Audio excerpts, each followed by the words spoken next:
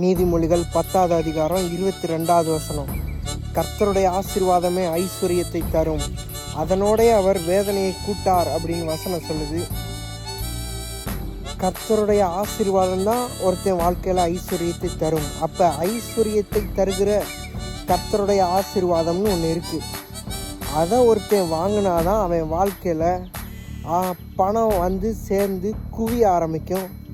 அவன் எவ்வளோ நல்லவனாக இருந்தாலும் சரி, உண்மையாக இருக்கிறவனாக இருந்தாலும் சரி, எவ்வளோ உயிரை வெறுத்து உழைப்பை போடுறவனாக இருந்தாலும் சரி, அந்த ஆசீர்வாதத்தை வாங்காமல் அவன் வாழ்க்கையில் பணம் வராது. இங்கிலீஷில் இட் மேக்கத் ரிச், அது அவனை ஐஸ்வர்யவானை மாற்றுகிறது அப்படின்னு ஒரு அர்த்தம் வருது.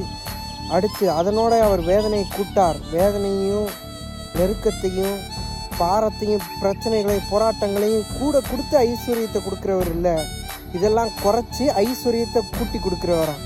தேங்க்யூ ஃபார் வாட்சிங்.